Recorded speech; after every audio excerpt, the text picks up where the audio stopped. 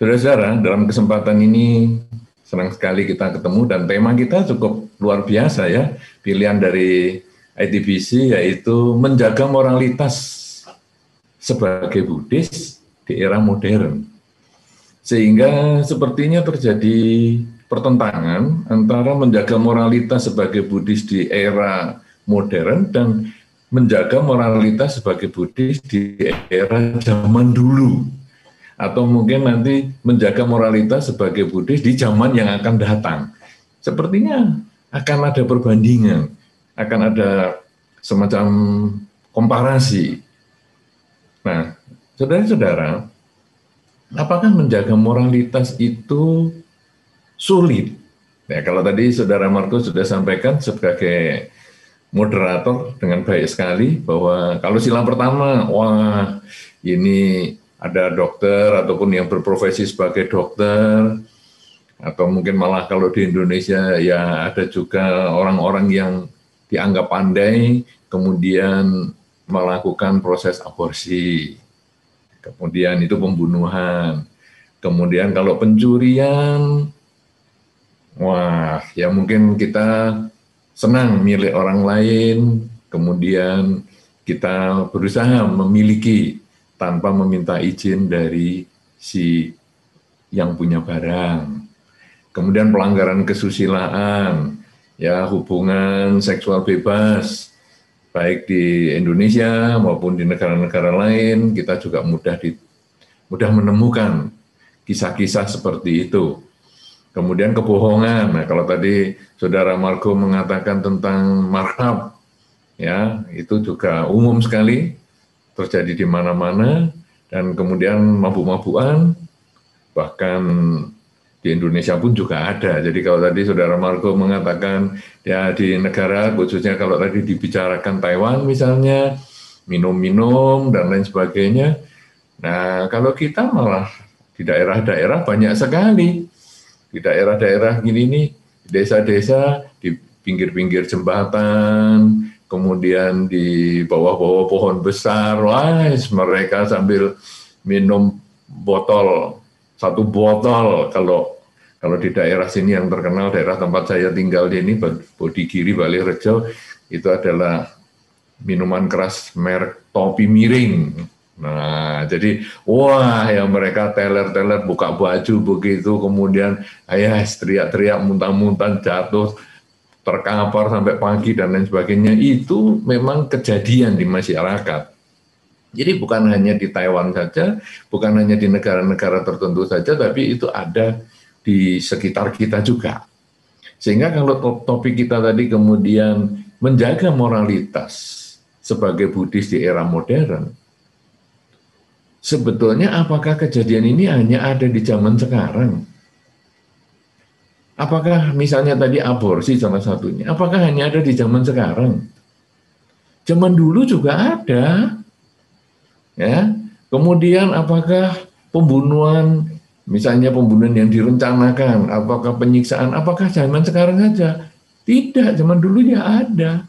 Pencurian, apakah hanya hari ini? Ada zaman dulu. Kemudian kasus-kasus perselingkuhan, apakah hanya zaman ini? Tidak, zaman dulu juga ada. Kebohongan, kemudian minuman keras, ada semua. Pancasila Buddhis itu sudah ada sejak zaman dulu pelanggarannya. Karena itu dikatakan bahwa pada hari-hari Uposatha, mereka yang menjalankan Dharma, dia berusaha untuk menjalankan Pancasila Buddhis dengan baik di hari Uposatha, atau malah lebih hebat lagi, dia menjalankan 8 sila. Nah, kemudian pertanyaan yang sama kadang-kadang muncul juga, ada beberapa umat Buddha bahkan yang tinggal di pantai utara, misalnya pantai utara Pulau Jawa misalnya, atau yang tinggal di pesisir-pesisir yang lain. Mereka juga kerjanya sebagai nelayan. Sehingga mereka juga bingung, saya Buddhis, tapi saya kerjanya nelayan, bagaimana? Nah, jadi kasus-kasus ini tidak hanya di zaman era modern saja ya, tapi sebetulnya sudah ada sejak zaman dulu. Nah, sekarang problemnya adalah bagaimana ya kita menjaga moralitas ini. Saudara-saudara, di dalam mempelajari Dharma, kita perlu memahami tujuan pelaksanaan Dharma. Dalam hidup ini, semua tentu ada tujuan. Seperti kalau dalam kegiatan ini yang mengadakan ITBC, yaitu Indonesia Taiwan Buddhist Community. Artinya adalah orang-orang Indonesia yang tinggal di Taiwan dan Buddhis mendirikan satu kelompok. Nah, orang-orang Indonesia yang ke Taiwan, dalam hal ini ITBC, ini kan tentu punya tujuan. Tujuan ke Taiwan tuh ngapain? Apa kalau ditanya, apakah kamu tahu tujuanmu ke Taiwan? Nggak tahu. Aku bangun-bangun dari tidur, tahu-tahu nyampe Taiwan nih. Nggak tahu apa yang aku kerjakan. Saya kira nggak mungkin lah seperti itu. Demikian pula tujuan orang-orang yang lain pergi ke berbagai tempat, itu pasti kalau ditanya ada tujuannya. Nah, kemudian kalau misalnya di Taiwan, saya tujuannya sekolah. Nah, maka nanti di Taiwan itu fokus pada mencari sekolah. Kemudian mencari sekolah, kemudian sudah dapat sekolahnya, kemudian belajar dan lain sebagainya. Atau hanya ada, saya tujuannya belajar bahasa Mandarin. Oke, kalau gitu sekarang fokus ke belajar bahasa Mandarin dan sebagainya. Atau saya tujuannya jadi tenaga kerja misalnya. Sudah, fokusnya ke mencari pekerjaan. Jadi semua itu ada tujuan. Kemudian, kalau kita lihat, sekarang kita belajar agama Buddha, ini juga tujuannya ngapain? Kan tidak mungkin, nggak tahu nih, saya lahir-lahir tahu-tahu sudah jadi umat Buddha tuh, nggak jelas nih tujuannya apa.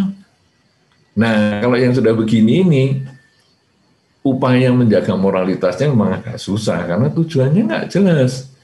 Tetapi, kalau kita mau membuka, ataupun apa sih ya yang di dalam Dharma disarankan sebagai tujuan hidup seorang umat Buddha, sehingga dia harus jalankan Dharma, dalam hal ini misalnya kita moralitas, karena moralitas adalah salah satu Dharma yang kita jalankan, selain dengan kerelaan dan konsentrasi.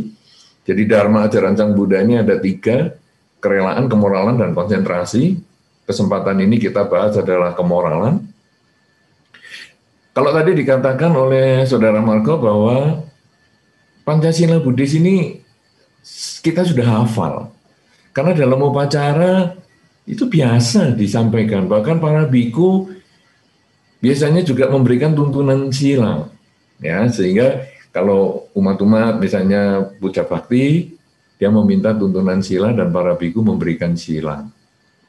Padahal mereka sudah hafal, tapi tetap aja minta dibimbing. Namo tassa, ngikut namo tassa. Kemudian nanti Budang Saranang Gacchami dan seterusnya ngikut lagi. Kemudian bikunya membimbing Panatipata, Veramani dan seterusnya ngikut lagi. Jadi walaupun hafal masih ngikut. Nah, saudara-saudara, kita semua sudah hafal itu. Kemudian setelah para biku memberikan tuntunan Pancasila Buddhis, para biku menyebutkan Silena Sugatingyanti, Silena Boga Sampada, Silena Niputingyanti. Silena Sugatingyanti, bahwa mereka yang menjalankan sila ini akan terlahir di alam surga. Jadi di alam sugating, di alam bahagia, di alam surga. Waduh, tapi surga terlalu jauh nih. Ya, oke lah. Silena Boga Sampada, dengan melaksanakan sila, maka memperoleh kemakmuran, kesejahteraan di kehidupan ini. Dan kemudian Silena Niputingyanti, Dengan melaksanakan kemoralan, dengan melaksanakan sila, maka kita bisa memperoleh kesucian, bahkan di kehidupan ini. Karena kesucian bukan dicapai ketika seseorang sudah meninggal, kesucian itu bisa dicapai ketika masih hidup. Jadi minimal di dalam Dharma ada 3 tujuan tadi. Mati masuk surga, hidup di dunia bahagia, dan diupayakan kalau bisa menjalankan kemoralan ini, mencapai kesucian di kehidupan ini. Itu adalah tujuan. Tapi juga ada orang yang hidup bahagia di dunia ini kan kompleks, terlalu luas. Jadi saya kepengen jadi orang sukses, saya kepengen sehat-sehat, saya kepengen rumah tangganya bahagia, dan lain sebagainya. Itu terserah. Tapi yang jelas, hidup di dunia bahagia. Bahagia itu bagaimana? Bahagia itu kalau kita banyak melakukan kebajikan.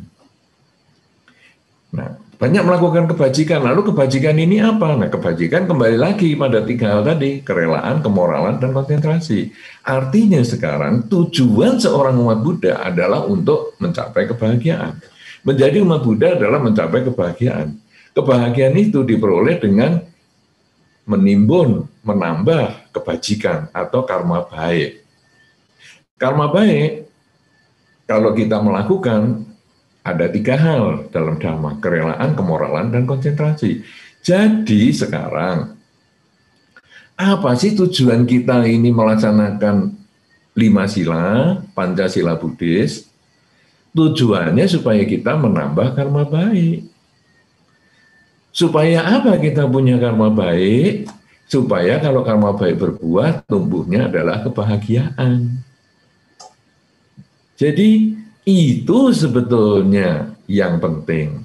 Nah, sekarang, kenapa kita harus membahas tujuan? Saudara-saudara, tujuan ini penting sekali. Dalam segala kegiatan apapun perlu ada tujuannya. Tadi saya sudah katakan misalnya, Anda pergi ke Taiwan, tujuannya apa? Tujuannya saya belajar, oke, misalnya.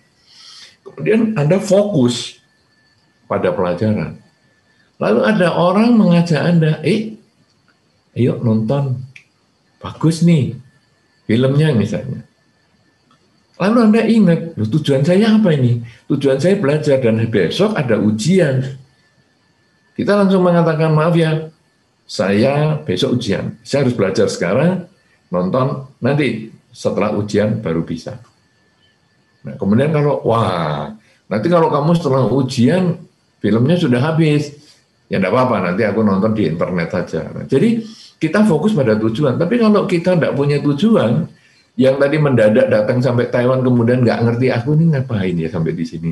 Kemudian kalau nanti diajak nonton waktu belajar, besok ujian, ayo nonton, ayo.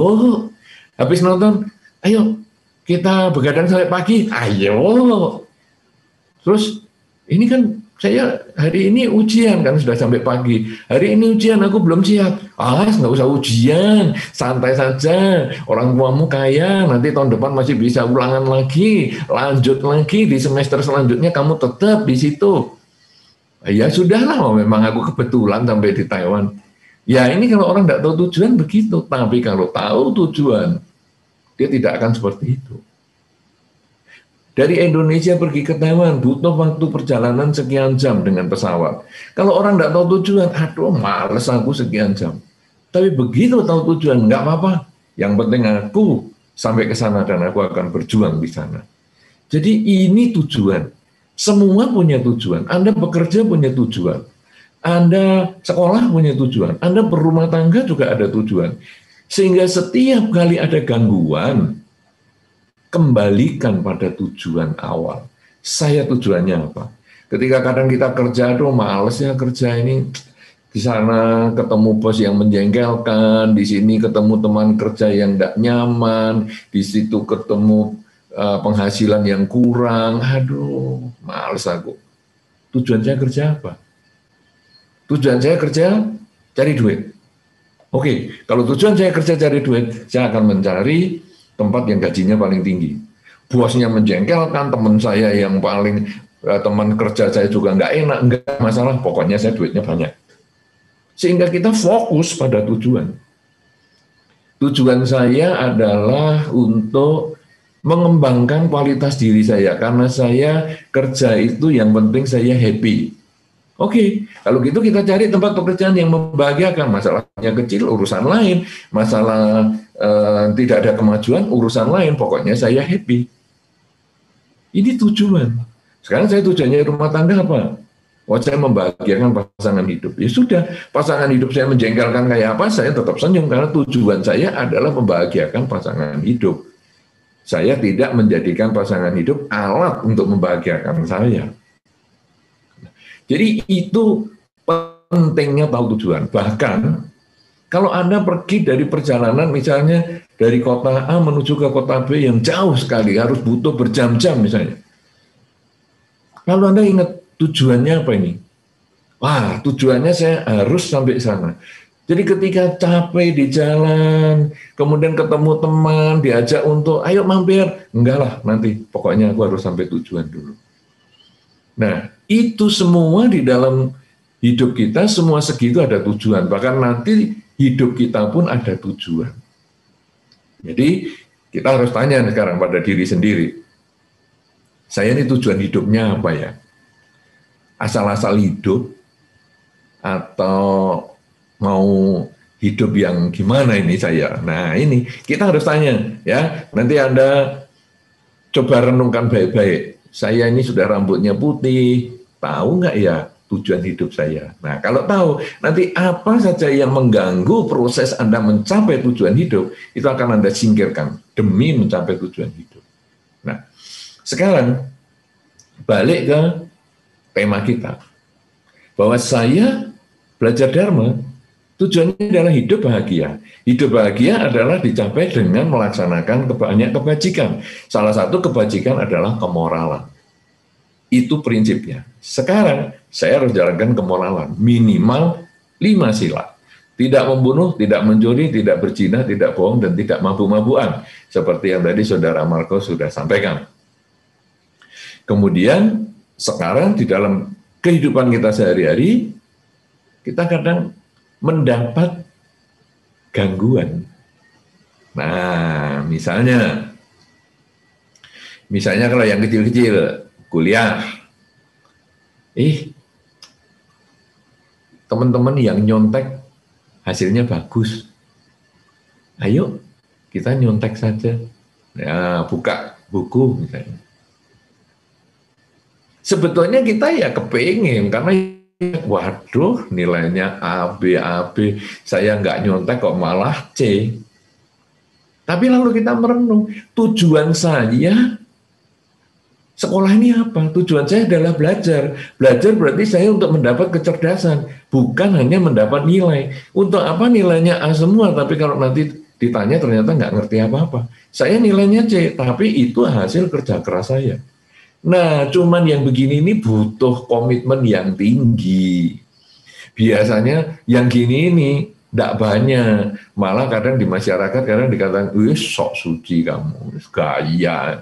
Oh ini loh enak buka buku ngerpek saja nilainya A, masa kamu sok suci? Yes. Kamu jadi biku juga enggak, gayanya sok jujur-jujuran dan lain-lain dan lain-lain. Kadang kita ya sudahlah, sungkan saya. Ya sudahlah, ikut saya sama kamu. Nah, akhirnya seperti itu. Padahal kita prinsipnya apa? Balik ke tujuan lagi. Enggak, saya harus untuk cari ilmu. Kalau saya memang mau nilainya tinggi, mau menjadi B atau menjadi A, saya harus belajar lebih giat. Nah, dengan cara begitu, akhirnya kita mencapai tujuan kita, yaitu mempunyai pengetahuan yang cukup. Karena belajar tujuannya untuk dapat pengetahuan. Nah, sekarang sila juga gitu. Nah, satu kasus sekarang yang ada di Pulau Jawa itu yang umat di pinggir pantai utara, itu banyak umatnya. Dan dia kerjanya memang nelayan. Lalu bagaimana ini sekarang? Nah, ini problem real ini sekarang, bukan mengada-ada ini. Saudara-saudara, Pancasila Buddhis itu ada 5. Tidak membunuh, tidak mencuri, tidak berzina, tidak bohong, dan tidak mabuk-mabukan. Sekarang dia sudah jadi nelayan. Maka jelas dia melakukan pembunuhan. Satu sila sudah tidak dilakukan. Tapi dia harus bertekad melaksanakan 4 sila lainnya. Jadi saya memang sudah jadi nelayan, saya sudah melakukan pembunuhan. Tetapi saya tetap tidak mencuri. Saya tetap tidak melanggar kesusilaan. Saya tetap tidak bohong dan saya tetap tidak mabuk-mabukan. Karena ini pekerjaan yang harus saya lakukan.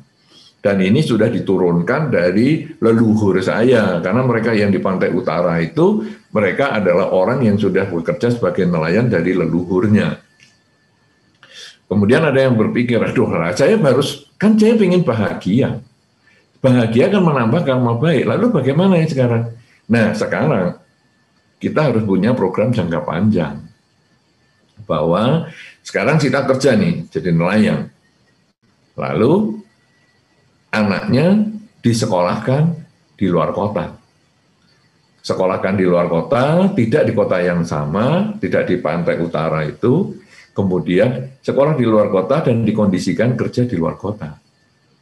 Dan akhirnya setelah anaknya sukses, dia bisa pindah ke kota lain dan dia betul-betul sekarang sudah 4 sila yang lain tetap dijaga, maka yang kelima sekarang pembunuhan tadi, dia sudah bisa tidak lakukan lagi.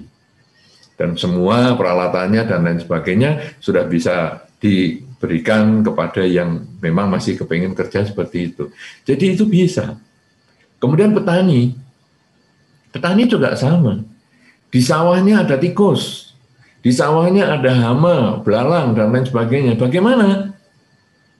Nah, apakah kita jaga moralitas lah? Tikusnya kita biarkan, supaya tikusnya makan padi kita, biar sehat lah padinya. Padinya sehat, tikusnya makan padi, nanti tikusnya juga sehat. Biar kita yang sakit enggak apa-apa. Kita masih punya tangan, kita masih punya kaki, nanti kita kerja untuk cari duit, tikusnya kita carikan padi yang lebih hebat lagi. Itu kalau secara Buddhis itu bukan orang bijaksana. Tapi itu namanya orang baik yang tidak bijaksana. Nah, jadi bagaimana sekarang? Ya terpaksa tikus carikan burung hantu. Ya, tikus itu predatornya burung hantu. Jadi sekarang di berbagai daerah mulai mencari burung hantu kemudian dipelihara untuk nangkep tikus, itu ada.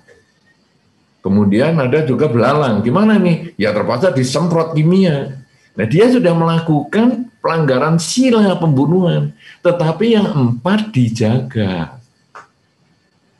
Lalu ada ibu-ibu, mungkin hari ini kan juga ada ibu-ibu yang nonton nih kesempatan ini. Ibu-ibu melihat anaknya cacingan. Waduh, anak cacingan. Lalu bagaimana ini? Wah, saya akan menjaga moralitas. Jadi anak cacingan kita biarkan, malah cacingnya kita kasih vitamin supaya cacingnya sehat dan anak saya ini berarti melakukan karma baik karena bisa menjadi peternakan cacing. Saudara-saudara, ini cara berpikir Buddhis sesat. Jadi sekarang ibu-ibu ini anaknya cacingan, ya diobat cacing.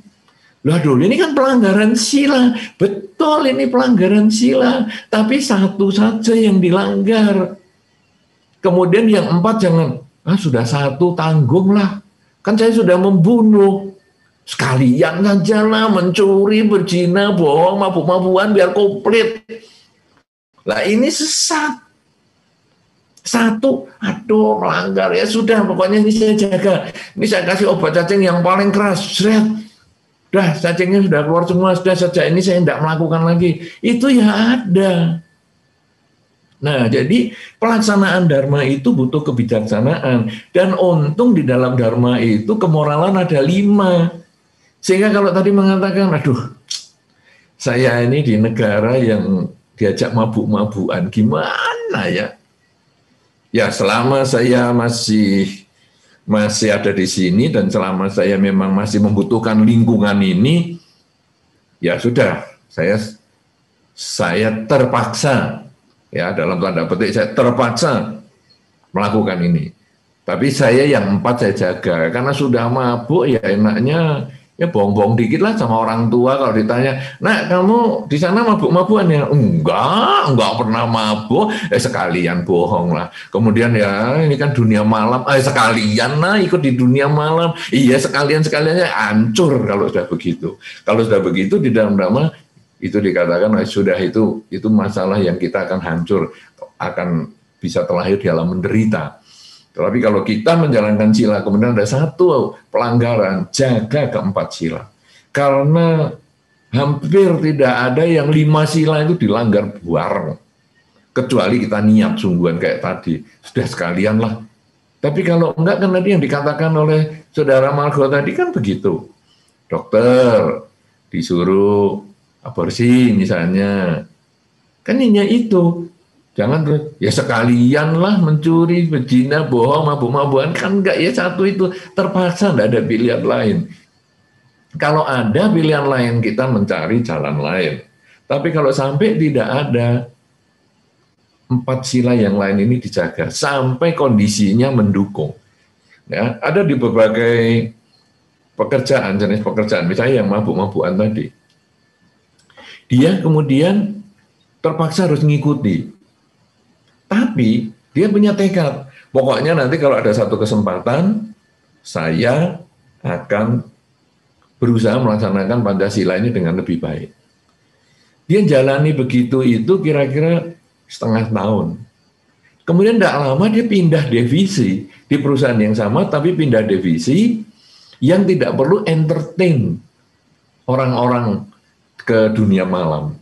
Ya dari dulu misalnya dia seperti di bagian penjualan begitu, sehingga supaya orang beli produknya dia entertain ke dunia malam. Ya itu dia waduh sampai dia mengatakan, "Aduh, saya ini Buddha, saya jalankan kemoralan, tapi kok saya terpaksa harus mabuk-mabukan." Tapi kemudian pokoknya jaga yang 4 ya. Yang satu ini sudah tidak bisa dihindari lagi, karena kalau kita di dalam Pancasila Buddhis itu kan rumusannya adalah aku bertekad melatih diri untuk menghindari misalnya pembunuhan. Aku bertekad melatih diri untuk tidak mengambil.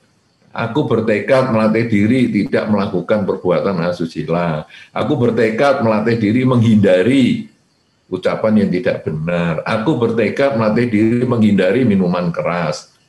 Nah, kamu sekarang sudah tidak bisa menghindari. Tekadnya untuk berlatih masih, tapi tak bisa dihindari lagi. Itu kan tekad berlatih menghindari.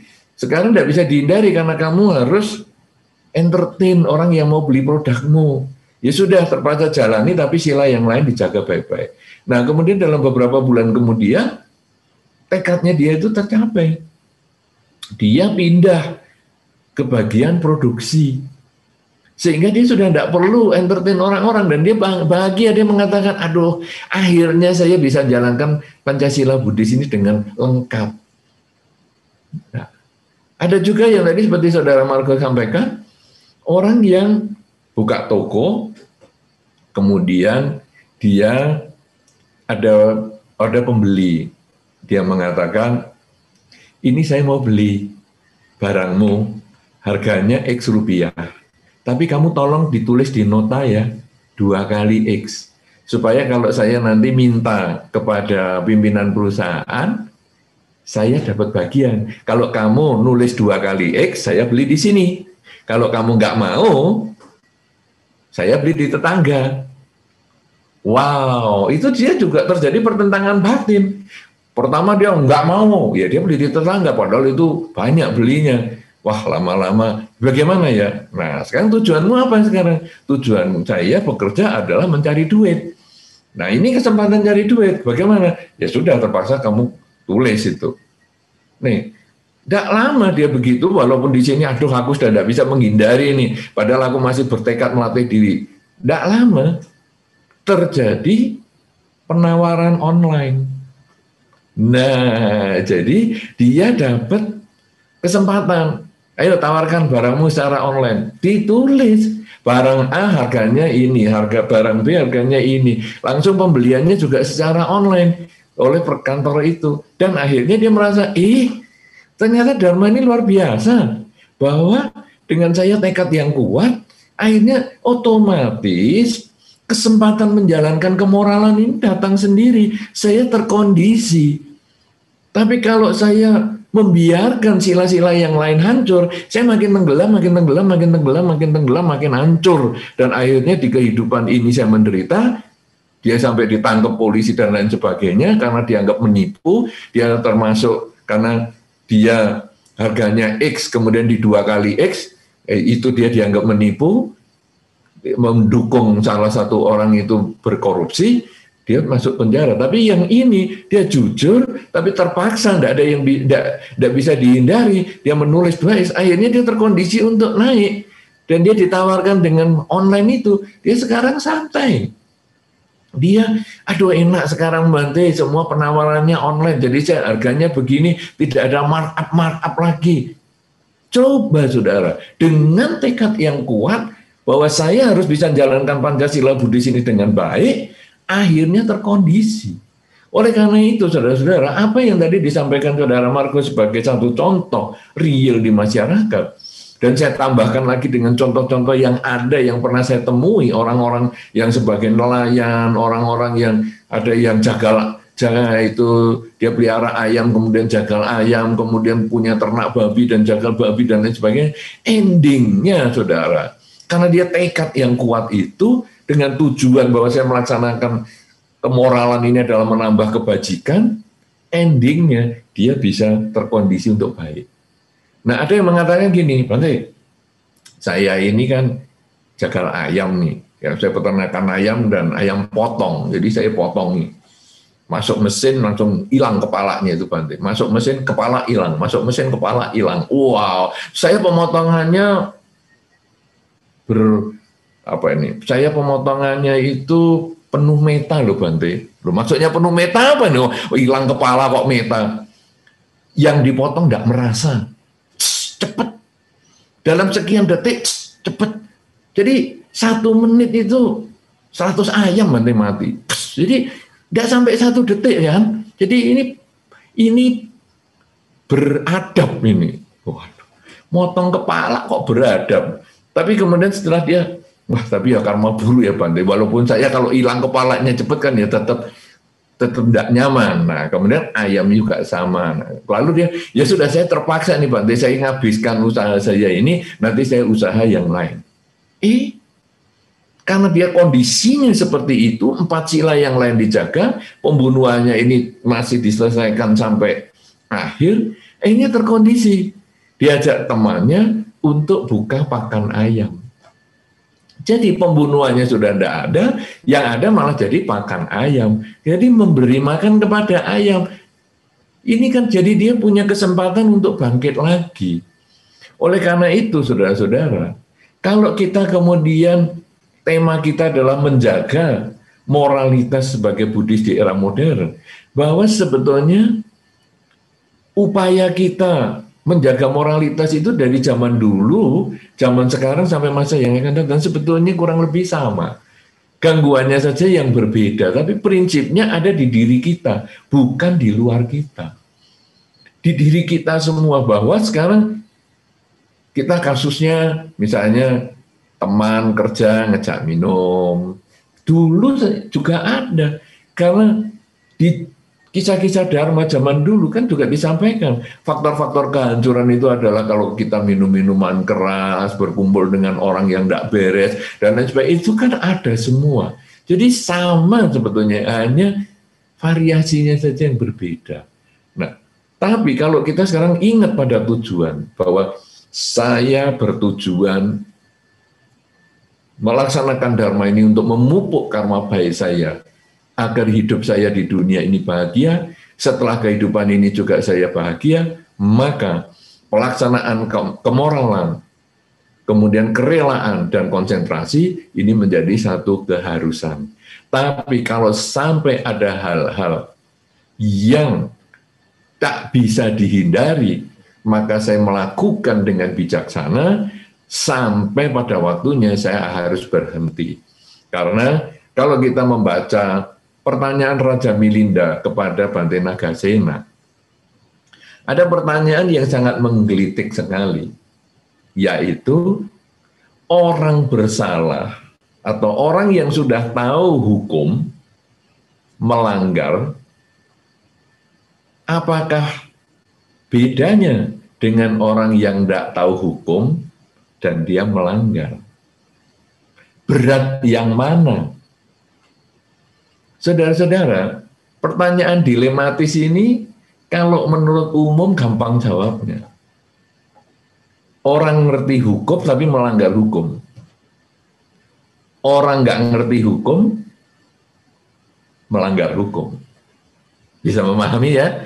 Orang mengerti hukum, melanggar hukum. Berat mana dengan orang tidak mengerti hukum, dia melanggar hukum. Secara umum, orang mengatakan, orang yang mengerti hukum, melanggar hukum, pasti lebih berat. Ya kan? Tapi kalau tidak mengerti hukum, namanya saja tidak mengerti, dia melanggar hukum, ringan. Kelihatannya jawabnya itu. Tapi Bante Nagasena menjawab tidak seperti itu. Bahwa kalau kita lihat dari sudut pandang perilaku, orang yang mengerti hukum dan melanggar hukum, istilahnya tadi, ngerti Pancasila Buddhis, melanggar, misalnya mabuk. Tidak ngerti Pancasila Buddhis, mabuk. Nah, orang kan mengatakan, sudah ngerti mabuk, ya pasti ini lebih berat lah. Kalau ini kan karena tidak ngerti nih, jadi lebih ringan. Tapi kalau menurut Bante Nagasena tidak seperti itu. Di dalam hukum perilaku, orang yang ngerti hukum, wah, Pancasila Buddhis, mabuk. Orang yang mengerti hukum, nanti mabuknya itu hanya sekali. Sudah, diempet, nanti lain kali saya menghindar dah, daripada nanti saya melanggar lagi. Jadi berhenti. Ada niat untuk menghentikan. Tapi kalau yang tidak mengerti hukum, Pancasila Buddhis dia tidak mengerti, kemudian dia melanggar, maka dia akan mengulang, sehingga orang yang mengerti hukum dan melanggar itu hukumannya ringan, karena dia melakukan dalam bentuk yang terbatas. Sedangkan yang tidak mengerti hukum, tapi melanggar, itu malah jadi berat, karena dia akan ngulang untuk waktu yang lama. Nah, artinya sekarang, kalau tadi Saudara Margo mengeluarkan pernyataan bahwa kita ngerti Pancasila Buddhis, kita sekarang hafal Pancasila Buddhis, tapi kita berada di lingkungan yang bisa terjadi gangguan. Nah, kita kalau memang sudah nggak bisa dihindari, kita hanya melakukan itu mungkin sekali. Kemudian, sudahlah, nanti lain kesempatan kalau dia ngajak pergi lagi, saya alasan lah supaya nanti saya tidak mengulang. Nah, ini karena ngerti hukum. Ini bedanya. Nah, makanya kita sudah jangan terlalu takut menjalani kehidupan ini di era apapun juga. Entah era zaman dulu, era zaman sekarang, maupun era yang akan datang, kita jangan takut. Karena prinsipnya bahwa saya ingin bahagia, bahagia itu di dalam dharma, dalam mengembangkan kerelaan, kemurahan, dan konsentrasi. Maka kalau kemoralan ini, ada hal-hal yang terpaksa saya harus lakukan, karena ini untuk misalnya nafkah kehidupan dan sebagainya, maka saya melakukan dalam kondisi yang terbatas. Tapi hanya satu saja dan 4 lainnya saya jaga. Kemudian kalau nanti ada satu masa saya bisa melewati ini, saya tidak akan berbahagia dengan pelanggaran, tapi justru saya akan meningkatkan kualitas diri saya menghindari pelanggaran ini untuk lebih bisa melaksanakan kemoralan dengan lebih baik, karena itulah yang akan menambah kebajikan, memberikan kebahagiaan, untuk mewujudkan hidup di dunia bahagia, mati pun terlahir di alam bahagia, dan ada kemungkinan mencapai kesucian di kehidupan ini. Inilah yang sebagai pengantar bagaimana menjaga moralitas sebagai Buddhis di era modern adalah dengan memiliki pengertian, sehingga ketika pelanggaran terjadi pun dilakukan dengan pengertian dan akhirnya kita menghentikan pelanggaran itu secepat mungkin ketika kondisinya tercapai. Saya kira inilah yang perlu saya sampaikan dan saya kembalikan kepada Saudara Margo untuk kita membahas, berbincang-bincang supaya kita memperoleh pendalaman. Terima kasih. Terima kasih Bante. Sebuah uraian Dharma tentang moralitas yang kembali menekankan kepada kita pentingnya suatu tujuan. Ada beberapa poin penting yang tadi saya catat dari apa yang Bante uraikan untuk kita coba ingat kembali dan coba kita pahami dan praktekkan tentu. Tadi Bante menekankan tentang pentingnya suatu tujuan. Ketika kita menjalankan sila atau moralitas, ada 3 hal yang dapat kita dapatkan, yaitu kebahagiaan di dunia, kemudian bisa terlahir di alam bahagia, kemudian juga kita dapat memperoleh kesucian. Dan tantangannya pada zaman modern ini, ketika kita sudah mengetahui sila, mungkin lingkungan kita tidak mendukung. Dengan pentingnya tujuan yang disampaikan oleh Bante tadi, kita diharapkan untuk puang susin, kembali ke tujuan awal, sehingga dengan demikian kita bisa mengubah pelanggaran sila, kemudian kita bertekad untuk memperbaikinya di masa mendatang. Nah, baik, untuk lebih memperdalam pemahaman kita yang berkaitan dengan kehidupan kita sehari-hari, sekarang kita masuk di sesi tanya-jawab. Sudah ada beberapa pertanyaan yang masuk. Nah, yang pertama ini Bante, ada dari Wen-Wen di Palembang. Wen-Wen menanyakan, apakah kita jika menonton video atau dari website bajakan atau tidak resmi, apakah itu termasuk berdosa atau melanggar moralitas? Mohon penjelasannya, Bante. Ya, sekarang begini, kita kalau namanya saja bajakan, ini kan berarti pencurian. Sehingga tentu waktu kita nonton itu kan pilihan, ini kan nonton ini kan bukan satu keharusan. Tidak seperti kalau tadi misalnya kita terpaksa harus entertain ke dunia malam karena ini berhubungan dengan pembelian produksi kita misalnya. Tapi nonton ini kan kita bisa menghentikan itu, termasuk mendengarkan musik bajakan dan sebagainya. Oh, namanya saja bajakan. Jadi tentu ini hasil pencurian. Sebaiknya tidak dilakukan. Nah, istilah dosa ini kalau di dalam Dharma bukan seperti itu. Apakah ini karma buruk atau tidak? Nah, saya hanya menyarankan ini sebaiknya tidak dilakukan. Gitu ya, bukan istilahnya dosa atau tidak dosa, karena agama Buddha kan istilah dosa itu artinya kebencian. Begitu ya. Nah, tapi kalau misalnya sekarang Anda boleh langganan untuk saya mau nonton film yang bagus-bagus. Kan sekarang ada langganan film web-web lain yang mungkin bisa yang secara resmi menyiarkan film-film berizin. Ini enggak masalah kalau itu. Ya. Nah, ini tinggal Anda pengendalian keinginan. Sekarang Dharma ini luar biasa. Anda mau jalankan, ya itu risiko Anda tanggung sendiri. Anda mau tidak menjalankan, Anda mau menahan diri, yaitu risikonya ataupun kebahagiaan juga Anda miliki sendiri. Semua itu tergantung Anda sendiri kok, bukan orang lain. Tapi saya menyarankan untuk tidak melakukan. Begitu, Saudara Margo, silakan lanjut.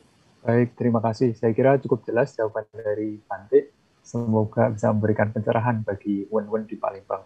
Kemudian kita masuk ke pertanyaan berikutnya, Bante. Yang kedua ada dari Hongki di Taipei yang menanyakan bahwa kalau misalkan kita tahu pernah berbuat karma buruk di masa lalu yang mungkin sudah yang tidak kita lakukan lagi atau masih kita lakukan, apa hal yang bisa dilakukan untuk mengurangi efek karma buruk yang akan berbuah? Mohon penjelasan dari Bante. Ini pertanyaan yang bagus. Jadi tadi kalau nelayan tadi, kan dia ada yang mengatakan gini, Bante, saya ini sudah jadi nelayan, gimana? Baiknya apa? Supaya saya bikin karma baik itu saya sering melepas makhluk misalnya. Ya, bagus. Melepas makhluk adalah menambah karma baik. Tapi nelayan itu tetap melanggar sila. Ini couplingnya beda. Ibaratnya menyimpan di bank, ini bank yang sama. Ini ada bank A dan ada bank B. Nah, nanti bunganya itu akan kita petik di waktu yang berbeda.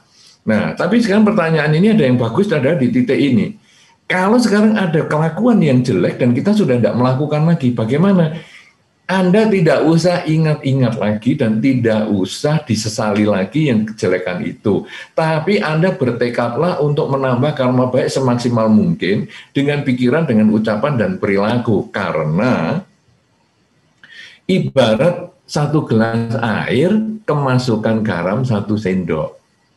Anda sudah tidak bisa mengeluarkan garam itu dari air karena sudah bercampur dan air ini rasanya asin sekali. Tapi Anda untuk mengurangi asinnya di dalam air tersebut, tambahlah air. Kalau tadi baru 1 gelas air, tambahlah menjadi 1 botol air. Tambahlah menjadi 1 guci air. Dan ketika air itu menjadi 1 guci atau 1 galon, maka garam yang 1 sendok tetap. Garam 1 sendok tetap, tapi airnya sekarang 1 galon. Dan air 1 galon ini sudah tidak terasa asin sama sekali. Garam adalah karma buruk yang pernah kita lakukan di masa lalu, persis seperti yang ditanyakan saudara Hongki. Kemudian saya sudah menghentikan, bukan hanya berhenti, tapi saya terus menambah karma baik. Karma baik itu adalah menambah air. Sehingga kurangi kejahatan, stop garamnya, tambah kebaikan, tambah airnya, sucikan pikiran termasuk adalah menambah air. Dan itulah yang akan mengurangi risiko buah karma buruk yang kita miliki. Tapi kalau kita mikiri terus, aduh aku kok dulu melakukan ini ya, aku kok melakukan ini, kita sebetulnya sedang memetik buah karma buruk terus ke dalam pikiran kita, karena aduh aku kok jadi menderita ya hidupku, kenapa aku dulu melakukan itu. Sudah, yang dulu ya sudah lewat, jangan dipikir lagi, tapi perbanyak kebajikan dan hentikan kelakuan yang tidak baik itu. Karena seseorang yang disebut berubah adalah ketika dia sadar melakukan hal yang buruk dan dia menghentikan. Tadi saya sudah sampaikan dalam pertanyaan Raja Milinda dan Nagasena bahwa orang yang mengerti hukum dan melanggar hukum dia hanya melakukan sekali dan tidak melakukan lagi. Tapi orang yang tidak mengerti hukum dan dia melanggar hukum, dia akan mengulang karena ketidakmengertiannya. Ya, nah kalau sekarang kita lakukan lagi, itu keliru. Tapi kalau sekarang masih kita ulangi, nah itu berarti kita masih belum kuat tekad kita untuk memperbaiki yang sudah kita lakukan. Ya, baik, itu sudah terjawab. Mudah-mudahan bermanfaat baik untuk si penanya maupun teman-teman yang lain, karena ini pertanyaan yang sangat umum bahwa saya dulu waktu kecil sudah disuruh membunuh ini oleh orang tua saya. Apakah saya sekarang melepas makhluk? Ya. Melepas makhluk bagus, yang sudah membunuh itu perbanyak kebajikan yang lain, supaya Anda memperoleh kebahagiaan dengan melaksanakan kemoralan. Silakan Saudara Marco, lanjut lagi. Terima kasih Bante atas penjelasannya. Ini Saudara Hongki ini salah satu anggota ITBC yang semangat belajar Dharma, Bante. Jadi Hongki pesan dari Bante tadi, move on untuk berbuat banyak baik ya Hong ya.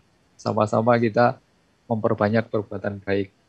Kita lanjut, Bante. Pertanyaan selanjutnya ada dari Ricky Surabaya.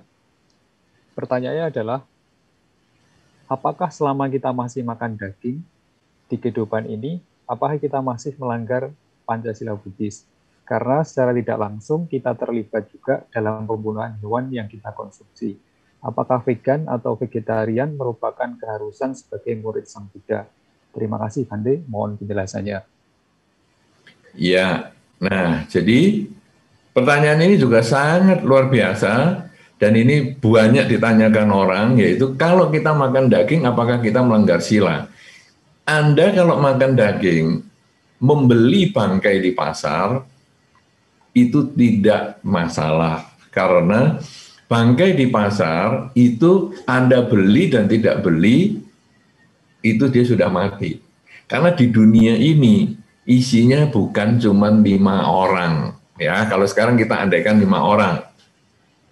Kalau di dunia ini isinya 5 orang, kemudian 5 orang ini membutuhkan 1 orang ini membutuhkan 1 ayam, Maka ketika kita beli di pasar, karena penghuninya dunia ini 5 orang, selain si penjual maksud saya, maka si penjual hanya menyediakan 5 potong ayam.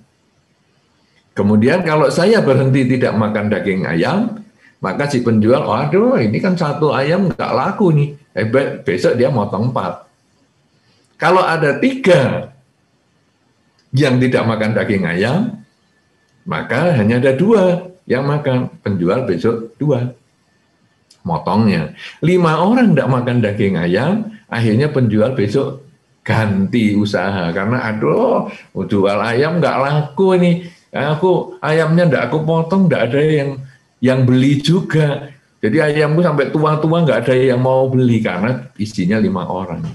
Tapi ternyata di dunia ini isinya tidak 5 orang, jauh lebih banyak. Nah sekarang kalau berkembang dari 5 orang ini misalnya, satu tidak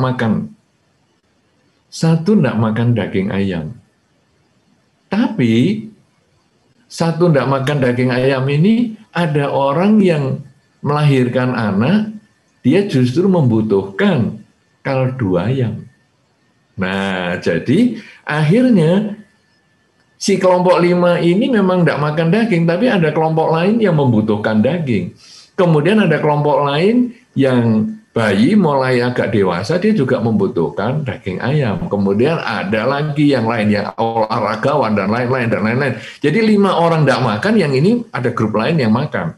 Grup lain tidak makan, grup lain yang makan. Dan lain sebagainya, sehingga di dalam Dharma bukan membatasi orang dilarang makan, tapi adalah orang kalau beli daging di pasar, beli bangkai, dia termasuk tidak melanggar sila, karena sila itu berhubungan dengan niat. Jadi, bagaimana sekarang daging yang tidak boleh dimakan adalah kalau kita melihat binatang itu dibunuh untuk kita. Misalnya Anda pergi ke restoran seafood, jadi makanan laut, itu kan ikannya masih hidup. Kemudian Anda tunjuk, kemudian diambil, ditimbang, dibunuh untuk Anda. Itu Anda melakukan pembunuhan karena Anda ada niat untuk melakukan. Tetapi ketika beli bangkai ikan, Anda pergi ke tempat seafood dan kemudian Anda lihat di kulkas, ada yang mati ikannya, ada, oke, silakan digoreng saja. Itu tidak masalah karena kita tidak punya niat untuk membunuh. Satu, tidak melihat binatang itu dibunuh untuk kita. 2, tidak mendengar binatang itu dibunuh untuk kita. Dan yang ketiga, ragu-ragu binatang itu dibunuh untuk kita. Tapi selama kita tidak punya langganan, jadi misalnya saya butuh ayam ini, terus saya pesan sama bakul ayam, tolong ya, besok saya dipilihkan ayam yang muda, yang begini-begini. Nah itu kita terlibat dalam pembunuhan, karena bakul ayam mengatakan, atau si penjual ayam, oke Pak, besok saya pilihkan sesuai dengan pesanan Bapak. Dan pasti sudah mati lah sampai sini. Ya iyalah, tapi kita mendengar binatang itu dibunuh untuk kita.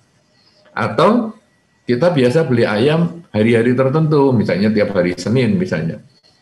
Kemudian Bapak itu datang, Pak, ini saya hari ini sudah saya siapkan. Bapak kan biasa kalau beli hari Senin, jadi ini sudah potongkan. Kan Bapak nggak suka kalau mendengar atau melihat binatang dibunuh untuk Bapak, kan tidak mau. Baik, ini saya sudah tahu kalau Bapak Senin butuh, ini saya siapkan. Kita mendengar ini, kita ragu, ini kan dibunuh untuk kita juga jangan makan. Nah, jadi seorang umat Buddha kalau mau jalankan vegetarian bagus, tapi bukan keharusan.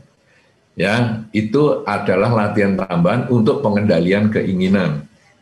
Anda boleh melatih itu, tidak masalah, tapi Anda tidak vegetarian, juga tidak masalah selama Anda hanya membeli bangkai. Jelas itu? Nah, oke, sudah terjawab. Saudara Riki, silakan Saudara Margo. Baik, terima kasih Bante atas penjelasannya. Pertanyaan selanjutnya dari Saudari Feni di Medan.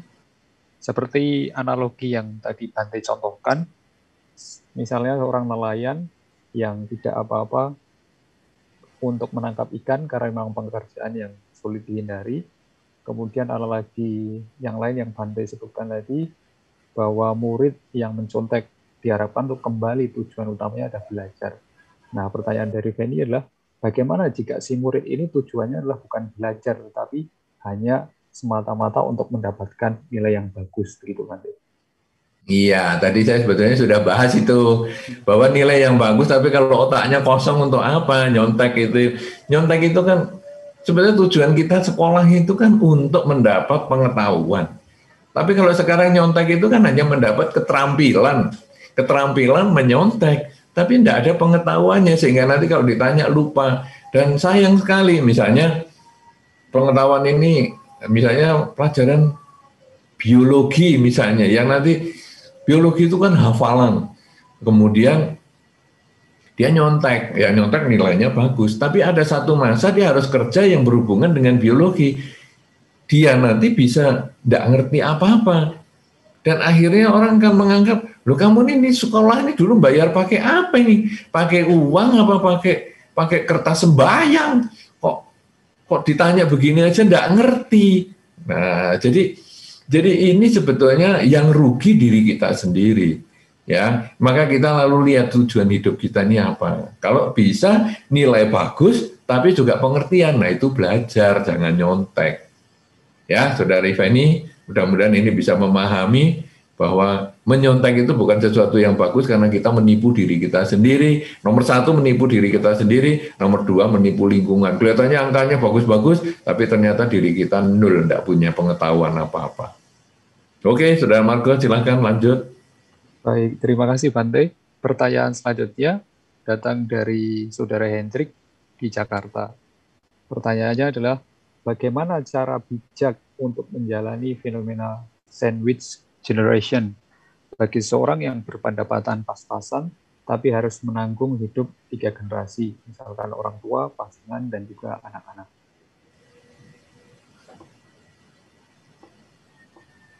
Ya, sekarang begini. Wah, ini istilahnya bagus nih. Sudah banyak piknik sehingga dia tahu sandwich generation.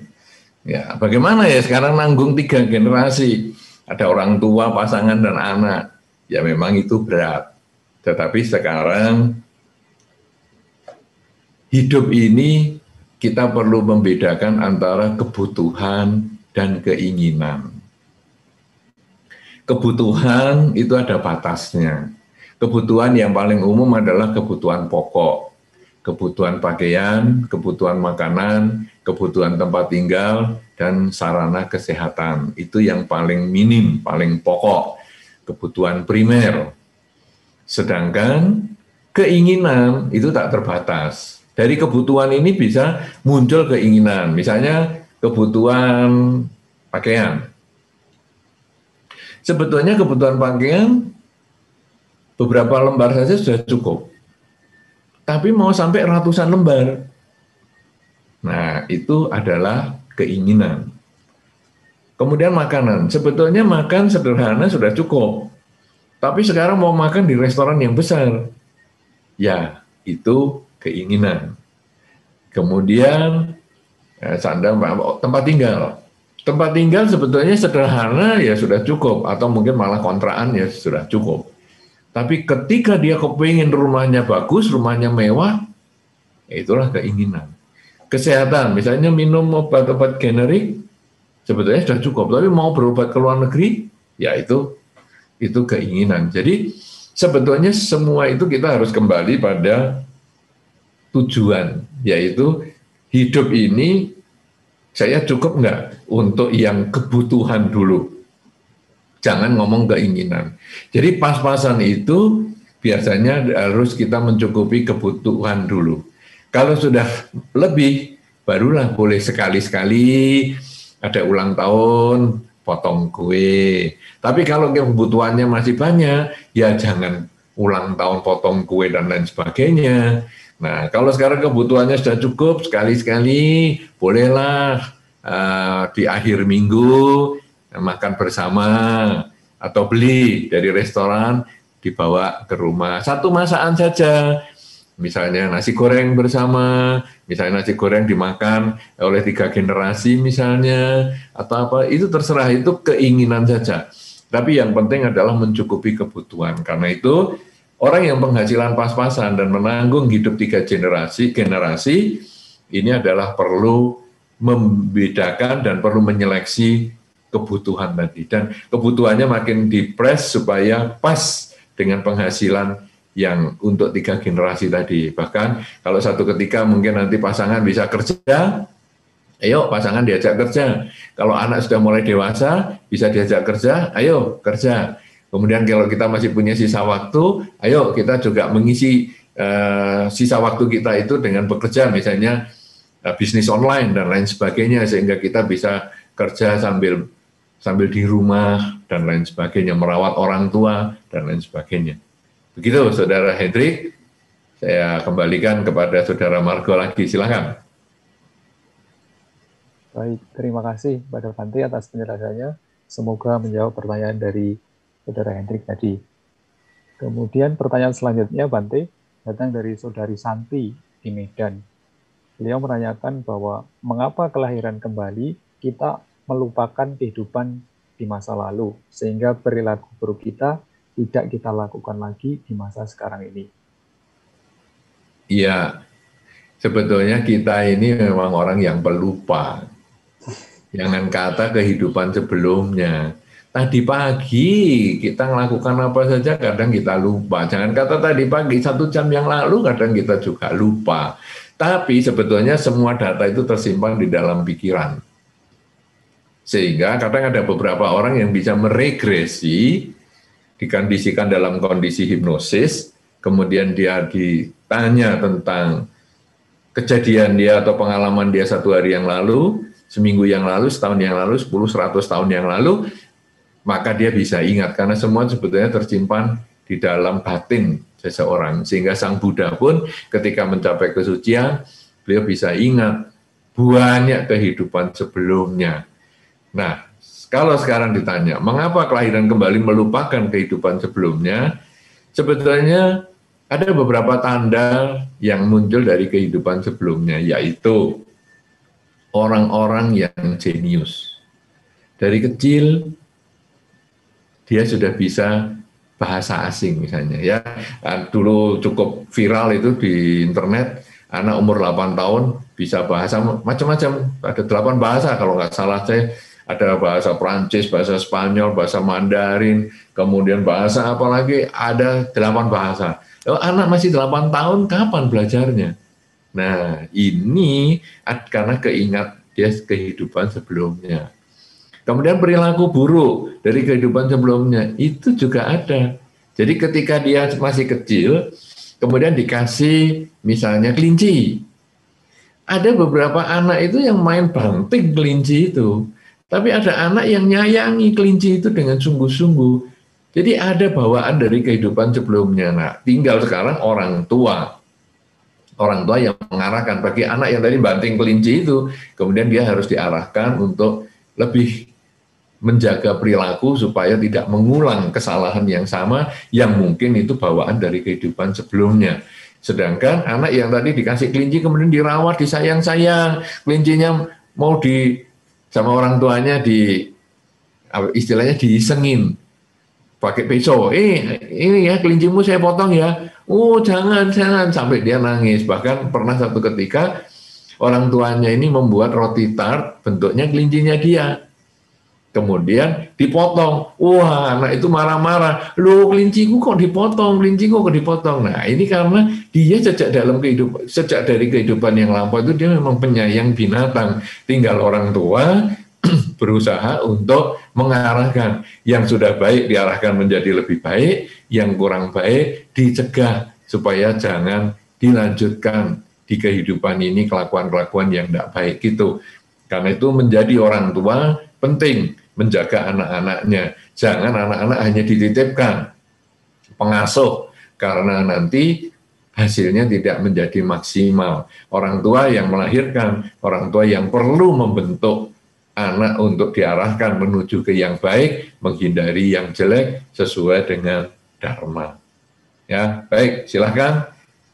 Itu pertanyaan Saudari Santi Medan. Silakan, Saudara Margo, lanjut.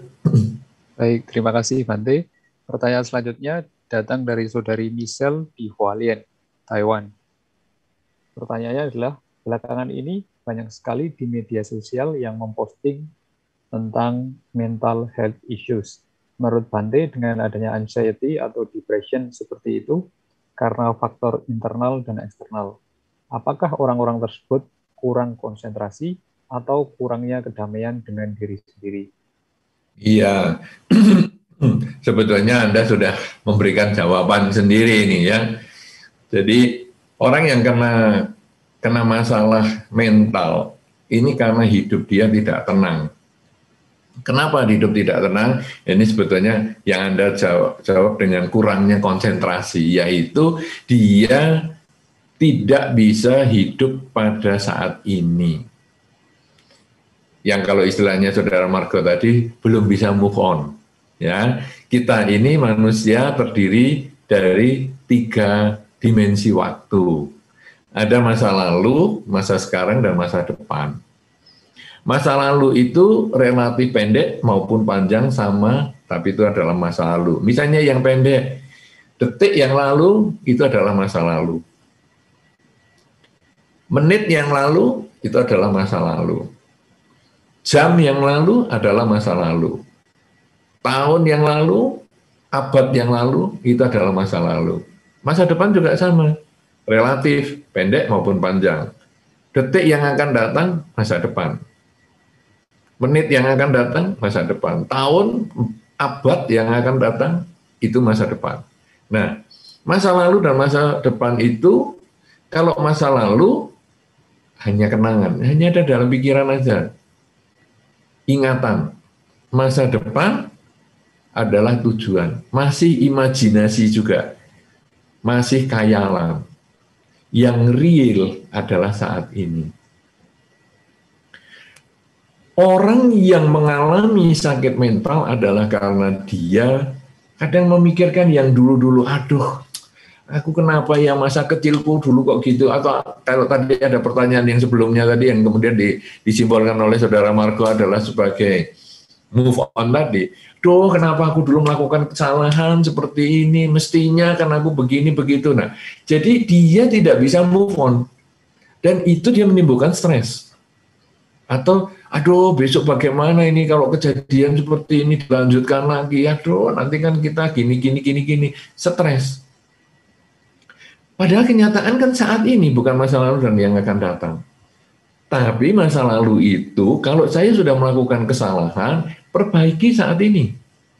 Kalau ada prestasi di masa lalu, tingkatkan saat ini. Jadi saat ini adalah saat untuk memperbaiki masa lalu. Kemudian masa depan, kalau ada hal yang menakutkan, mulailah kita hindari saat ini. Jadi kita melakukan yang terbaik saat ini, supaya masa depan kalau ada hal yang menakutkan itu bisa kita hindarkan. Masa depan kalau ada yang menyenangkan, mulai kerjakan saat ini. Jadi saat ini untuk memperbaiki masa lalu dan membangun masa depan, tapi realnya adalah saat ini. Orang yang perlu untuk dipersiapkan ketika dia mengalami kesehatan mental adalah mengembangkan kesadaran pada saat ini, yang istilah Anda adalah kurang konsentrasi, sehingga tidak ada kedamaian dalam diri. Kedamaian dalam diri itu akibat dari tidak bisa konsentrasi. Nah, sekarang bagaimana supaya bisa konsentrasi? Mulailah dengan mengembangkan kesadaran. Saat ini saya sedang apa? Jadi saat ini saya sedang apa? Oh, saat ini saya sedang duduk. Saat ini saya sedang berbaring, saat ini saya sedang bekerja, saat ini saya sedang berbicara, saat ini saya sedang membaca, saat ini saya sedang telepon, saat ini saya sedang mendengarkan, saat ini saya sedang nonton, dan lain sebagainya. Kalau nanti Anda mau tidur, itu yang akan menjadi bukti. Badan Anda sudah di kasur, kemanakah pikiran Anda? Kalau Anda mikirnya, aduh tadi siang kok begini ya, besok bagaimana? Nah, itu tidak ada konsentrasi, tidak ada kedamaian. Tapi begitu ada sadari, saat ini saya sedang apa? Sedang berbaring. Saat ini saya sedang apa? Nah, boleh Anda misalnya mengisi pikiran dengan kalimat positif. Saat ini pikiran saya mengucapkan semoga semua makhluk bahagia, semoga semua makhluk bahagia. Atau Anda mengisi dengan mengamati masuk keluarnya nafas. Saat ini nafas saya masuk, saat ini nafas saya keluar. Begitu Anda sadar dan konsentrasi, batin menjadi tenang, tidurnya cepat. Dan terbebas dari masalah kesehatan mental. Ya, jadi kuncinya disadar saat ini saya sedang apa. Dan nanti Anda akan menjadi selalu memaksimalkan kehidupan saat ini karena Anda hanya punya detik ini. Detik yang tadi Anda sudah lewat, sudah tidak bisa kembali lagi. Detik yang akan datang Anda belum datang, belum tentu ketemu detik yang akan datang. Yang ada hanyalah saat ini. Dan itulah kalau Anda selalu sadar saat ini, maka Anda bekerja dengan maksimal saat ini untuk memperbaiki masa lalu dan membangun masa depan. Anda berbicara juga menjadi maksimal karena Anda untuk memperbaiki kesalahan di masa lalu dan membangun masa depan yang lebih baik. Anda berpikir juga maksimal karena untuk memperbaiki yang lalu dan membangun masa depan yang baik. Dan hasilnya kesuksesan menjadi milik Anda karena Anda bisa konsentrasi, damai di dalam batin, dan terkendali di dalam perilaku. Begitu, Saudara Michelle. Silahkan, Saudara Marco. Lanjut. Terima kasih, Bante, atas uraian yang sangat jelas tentang mindfulness konsentrasi ini. Kemudian, pertanyaan selanjutnya, Bante, dari Saudari Feli di Taipei. Selamat malam, Namo Buddhaya, Bante. Apakah kita dapat melimpahkan jasa kebaikan kepada mendiang yang telah mendahului kita dengan cara meditasi? Jika bisa, apa metode yang bisa diterapkan saat kita bermeditasi? Terima kasih. Ya, meditasi itu termasuk salah satu perbuatan baik. Ya, tadi dalam pembahasan kita sudah sampaikan bahwa saya tujuannya beragama Buddha apa? Ya, mungkin sinyal saya masih bisa didengar suara saya? Masih bisa didengar? Bisa, Bante. Terdengar jelas. Tadi agak putus sepertinya suara saya. Baik. Nah, jadi tadi di dalam pembahasan sudah saya sampaikan, tujuan saya beragama Buddha apa? Tujuan saya adalah untuk hidup bahagia di dunia ini, bahagia setelah meninggal, atau bahkan saya bisa mencapai kesucian di kehidupan ini. Kemudian, bagaimana saya bisa mencapai tujuan tersebut? Saya melaksanakan intisari ajaran Sang Buddha, yaitu menambah dengan kerelaan, kemoralan, dan konsentrasi. 3 hal ini adalah termasuk kebajikan semua. Yang tadi kita bahas adalah kemoralan. Dan sekarang Anda berbicara tentang konsentrasi. Ya, kerelaan juga bisa kita lakukan pelimpahan jasa, kerelaan. Kemudian kemoralan bisa juga kita limpahkan jasa. Demikian pula konsentrasi bisa kita lakukan pelimpahan jasa. Sekarang kita bahas dulu tentang pelimpahan jasa, karena mungkin ada beberapa orang yang belum memahami tentang pelimpahan jasa. Pelimpahan jasa intinya adalah saya berbuat baik atas nama mendiang. Ya, kalau ini dikatakan melimpahkan jasa kepada mendiang yang telah mendahului. Baik itu orang tua kita di kehidupan ini, leluhur kita di kehidupan ini, atau bahkan orang tua atau leluhur di kehidupan-kehidupan yang sebelumnya. Sehingga kita kalau merumuskan, membuat kalimat dengan mengatakan, semoga dengan kebajikan yang saya lakukan ini membuahkan kebahagiaan untuk semua makhluk yang berhubungan karma dengan kita. Karena semua makhluk yang berhubungan karma dengan kita, itu berarti orang tua kita di kehidupan ini bisa, atau kakak kita di kehidupan ini, atau teman kita di kehidupan ini, bisa juga orang tua, teman, kakak, kakek, leluhur dari kehidupan-kehidupan yang sebelumnya, yang mungkin mereka masih dalam kondisi yang bisa menerima pelimpahan jasa. Nah, kemudian saya mengucapkan bahwa semoga dengan kebaikan ini akan membuahkan kebahagiaan untuk mendiang. Kok bisa? Bisa.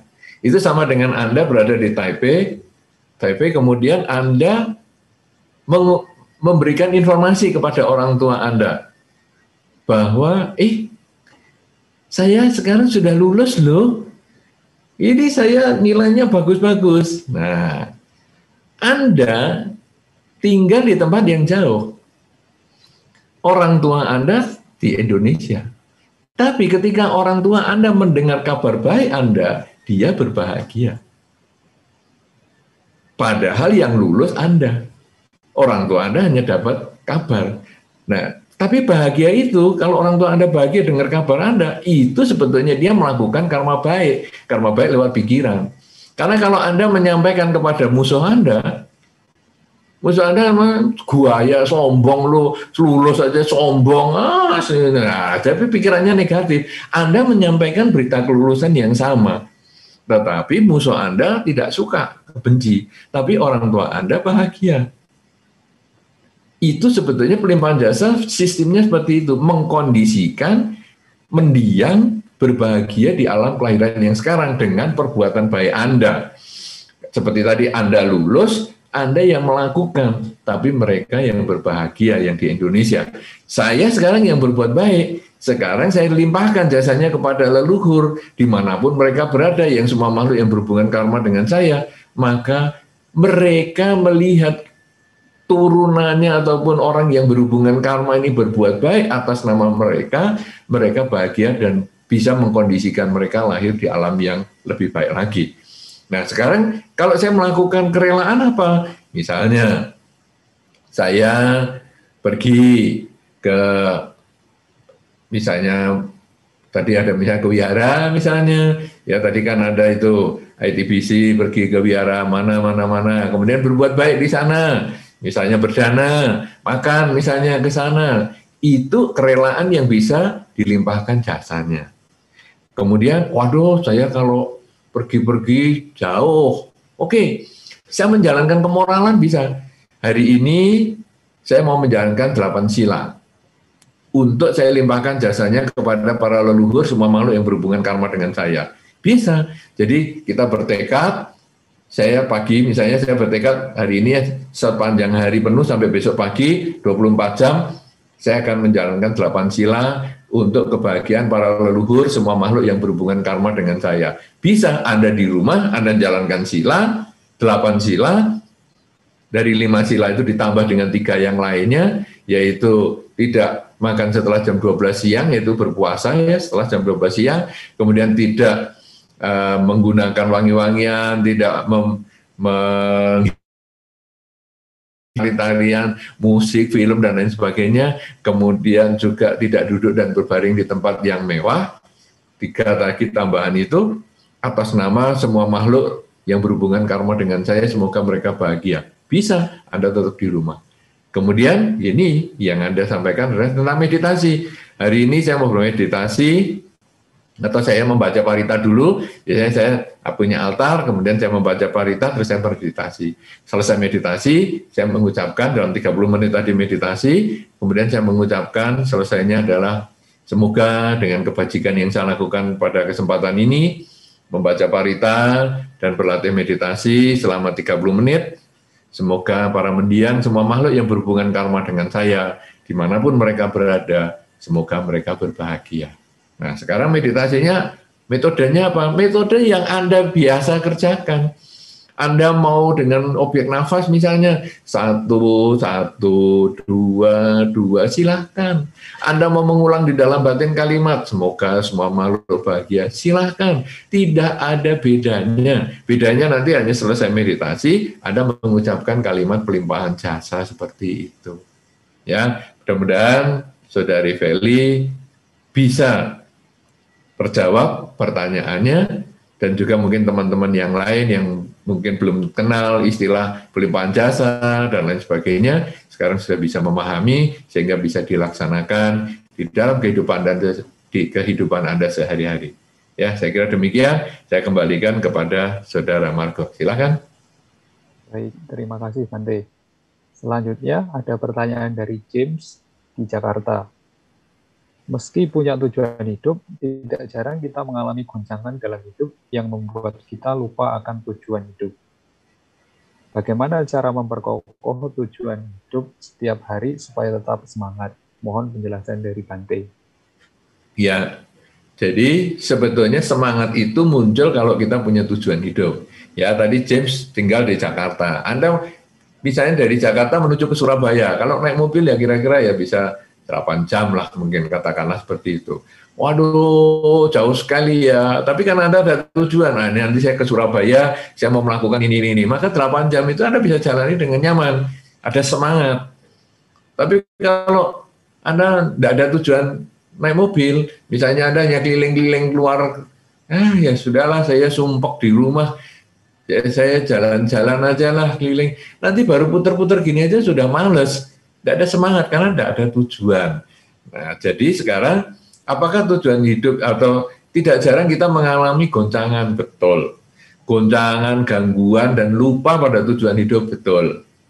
Nah, tapi kita tulis kalau bisa. Kalau perlu kita masukkan di wallpaper kita, sehingga buka HP, tertulis di situ tujuan hidup, slogan kita. Itu menjadi slogan kehidupan kita. Saya harus mencapai ini misalnya.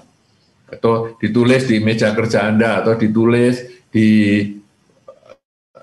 dinding yang tempat Anda biasa duduk di situ misalnya, sehingga Anda tidak lupa, sehingga tiap kali Anda mengalami goncangan hidup lalu semangat menurun, tujuanku kan ini, bangkit lagi untuk semangat dan berjuang lagi. Kalau perlu Anda berbagi tujuan hidup ini dengan orang di sekitar Anda. Anda mengatakan, nanti ya kalau saya tercapai tujuan hidup saya, kamu pasti akan saya gini-gini kan. Nah, nanti kalau saya lupa dengan tujuan hidup saya kendor dengan tujuan hidup saya, kamu ingatkan saya ya. Kita boleh gunakan gitu, karena kadang-kadang diri sendiri ini bisalah semangat itu menurun. Tapi ketika kita mengkondisikan orang lain mengetahui tentang diri kita, mengetahui tujuan kita, maka hasilnya, duh, kamu kok jadi nggak semangat gitu, padahal kan kamu dulu tujuannya gini. Iya ya, oke, semangat lagi. Itu caranya. Jadi gunakanlah selain faktor internal, kita ingat terus tujuan hidup kita, kemudian juga tulis di berbagai tempat, supaya kita selalu masuk sebagai slogan hidup kita. Tujuan hidup itu juga membutuhkan faktor eksternal. Eksternal kita ya mungkin orang-orang di sekitar kita, teman, keluarga, dan lain sebagainya, untuk mengingatkan kita ketika kita lemah dan tidak bersemangat. Apa sih tujuan hidupmu? Nah, akhirnya, oh iya ya, gua harus semangat, gitu. Ya, begitu Saudara James. Kita kembalikan kepada Saudara Marco untuk buat pertanyaan yang lain. Baik, terima kasih. Kita sudah hampir 45 menit ini, Saudara Marco, kita sampai jam berapa kira-kira untuk jam Indonesia? Jam Indonesia sampai jam 19.30, Bante. Oh, 15 menit lagi? Iya, Bante. Sekitar 15 menit lagi. Oke. Baik. Lanjut. Semakin menarik diskusi kita, Bante. Itu dia. Dan kita didatangkan, kita banyak pertanyaan dari kota-kota yang lain. Coba bayangkan, ITBC yang adakan di Taiwan, sekarang ternyata kota-kota lain ini pada bertanya. Sehingga nanti kalau orang dari kota-kota lain ini akan berkunjung ke Taiwan, saya kira sangat bagus untuk menghubungi ITBC. Ya, ITBC nanti kasih kontak personnya, sehingga kalau ada orang ke Taiwan misalnya, apakah karena mau sekolah, mau kerja, mau apa, hubungi ITBC supaya nanti kalau kumpul-kumpul pun bisa ketemu. Karena ini manfaatnya, kita mengadakan acara dalam jaringan, sehingga bisa diikuti oleh banyak orang dari banyak negara lagi. Ya, ini belum ada yang negara-negara lain nih. Tadi Taiwan, Indonesia, coba cari yang negara lain. Tapi oke, silakan panitia lanjut lagi. Baik, Bante. Ayo, silakan. Pertanyaan selanjutnya ada dari kota lain lagi nih, Bante. Ada Saudari Meta dari Samarinda, Bante. Pertanyaannya adalah, dengan semakin mudahnya mengakses informasi bernuansa religi di berbagai platform, mengapa kriminalitas yang terjadi di masyarakat juga semakin beragam dan sporadis? Terlebih gerakan sosial yang mengatasnamakan pluralisme beragama. Mohon penjelasan dari Bante. Iya, kan memang teori dan praktek itu kan memang kadang menimbulkan perbedaan. Ada perbedaan ya. Tadi seperti Saudara Margo sampaikan di awal, misalnya kita sudah ngerti Pancasila Buddhis, sudah hafal. Oh iya, hafal. Tapi nanti kalau jalani bolong sana, bolong sini, itu normal. Demikian pula di dalam kehidupan sehari-hari. Ya, jadi kita ini memang mengerti tentang teori menjadi orang baik. Tapi kadang-kadang ketamaan, kebencian, kegelapan batin kita itu yang kuat, sehingga sesaat kesadaran kita lemah dan kita terpengaruh, dicengkram oleh ketamaan, kebencian, dan kegelapan batin, sehingga muncullah permusuhan, muncullah dendam, dan lain sebagainya. Ya, ini kan sama dengan kita di biara. Kita tahu Meta, cinta kasih, bukan nama ini ya, bukan nama ini kan kebetulan yang tanya Meta dari Samarinda, tapi kita tahu cinta kasih, kita tahu misalnya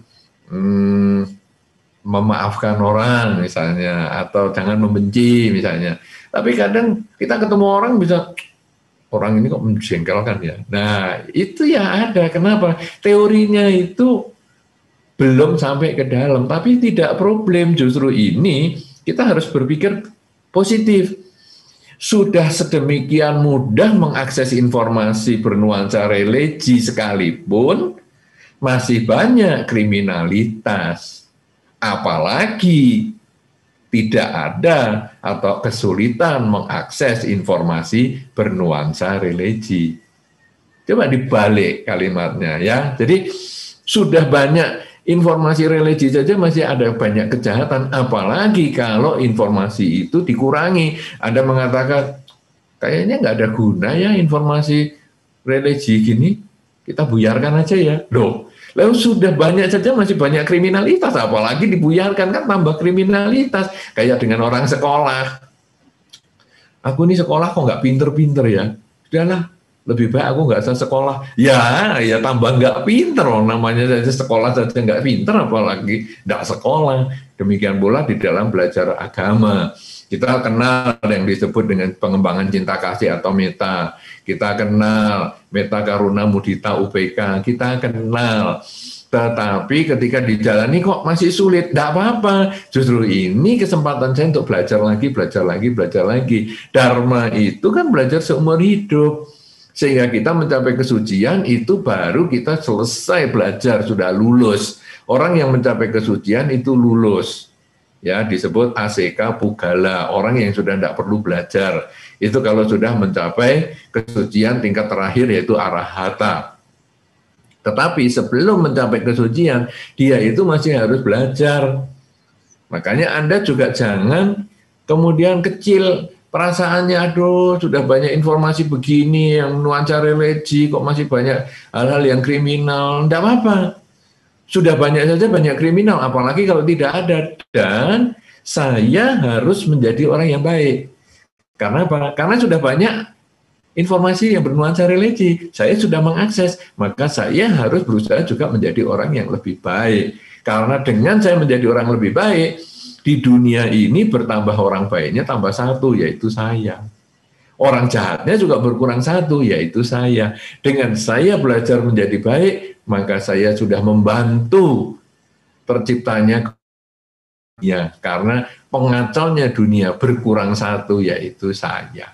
Apalagi kalau saya yang sudah baik ini menjadi inspirasi untuk keluarga saya, sehingga di keluarga saya menjadi lebih banyak orang yang baik lagi, terbentuklah keluarga yang baik. Kalau keluarga yang baik ini kemudian menginspirasi tetangga-tetangganya, maka jadilah masyarakat yang baik. Masyarakat yang baik mempengaruhi, menginspirasi masyarakat yang lain, maka jadilah negara yang isinya orang baik. Negara orang baik ini kalau mempengaruhi negara-negara yang lain, maka jadilah dunia dengan segalanya yang orangnya baik-baik. Dimulai dari diri kita dan akhirnya berkembang ke keluarga, ke masyarakat, ke negara, dan akhirnya ke dunia. Karena itu kita tidak usah ngurus orang yang aduh kok masih atas nama ini, masih suka bikin kriminalitas. Kita nggak usah ngurus itu. Kita mulai dengan diri kita untuk menjadi lebih baik, maka di dunia akan bertambah satu orang baik, yaitu kita.